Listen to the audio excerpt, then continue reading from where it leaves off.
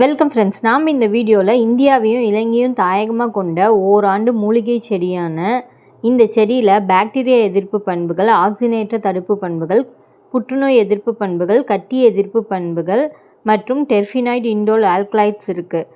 அதனால் இந்த செடியை பாரம்பரியமாக சித்த மருத்துவத்தில் பல நோய்களை சரி செய்ய பயன்படுத்துகிறாங்க.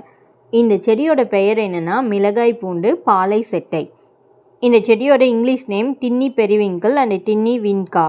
இதனுடைய சயின்டிஃபிக் நேம் கதரந்தஸ் பியூசிலஸ். இந்த செடியோட வேர்கள், இலைகள் மற்றும் பால்களை தோல் நோய்க்கு, கல்லீரல் கோளாறுக்கு, தொழுநோய்க்கு, சீதபேதி, கட்டிகளுக்கு சிகிச்சை அளிக்க பாரம்பரியமாக சித்த மருத்துவத்தில் பயன்படுத்திட்டு வராங்க. இந்த செடியோட பழத்தை உலர்த்தி பொடி செஞ்சு ஹிஸ்டீரியா நோய்க்கு பயன்படுத்துகிறாங்க. ஹிஸ்டீரியாங்கிறது ஒரு மனநல கோளாறு நோய். மனதில் ஏற்படக்கூடிய ஆழ்ந்த பயம் இல்லைன்னா கோபம் இந்த மாதிரி உணர்ச்சிகளை வெளிப்படுத்த முடியாமல் போகும்போது அது நரம்பு மண்டலத்தை பாதித்து உடல் ரீதியான அறிகுறிகளை ஏற்படுத்தும்.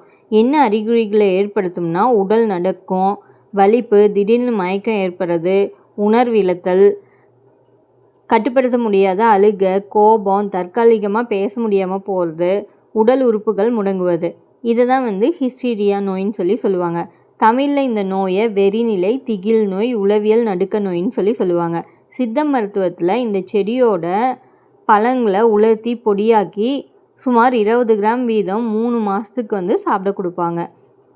அப்படி சாப்பிட்டா இந்த ஹிஸ்டீரியா நோய் சரியாகும். மேலும் இந்த செடியோட இலையும் வேர் சாறுகளையும் குடல் புழுக்கள் நீக்க, புண்கள் சரி பண்ண, காது வலி சரி செய்ய, ஆஸ்துமா போன்ற பிரச்சனையை சரி செய்ய சித்த மருத்துவத்தில் பயன்படுத்துகிறாங்க. இந்த செடிகளை காய வச்சு அதை எண்ணெயில் காய்ச்சி கஷாயம் தயாரிக்கிறாங்க. அந்த கஷாயத்தை கால்நடைகளுக்கு ஏற்படக்கூடிய லும்பகோ டிசீஸ்க்கு பயன்படுத்துகிறாங்க. லும்பகோனா என்னென்னா இடுப்பு வலி, முதுகு வலி. இதை சரி செய்ய மேற்பூசாக இந்த கஷாயத்தை பயன்படுத்துகிறாங்க. இந்த செடியோட சாறுகள் ஆன்டி மைக்ரோபியல் ப்ராப்பர்ட்டிஸ் இருக்குது. அதாவது நுண்ணுயிர் எதிர்ப்பு பண்புகளும் பூச்சியை கொல்லக்கூடிய பண்புகளும் இருக்கிறதுனால இந்த செடியோட சார்லேருந்து புதிய மருந்துகள் தயாரிக்கிறாங்க. மேலும் பயோபெஸ்டிசைட்ஸ்ன்னு சொல்லக்கூடிய உயிரி பூச்சிக்கொல்லிகளை தயாரிக்க இந்த செடி சாரை பயன்படுத்துகிறாங்க. நன்றி.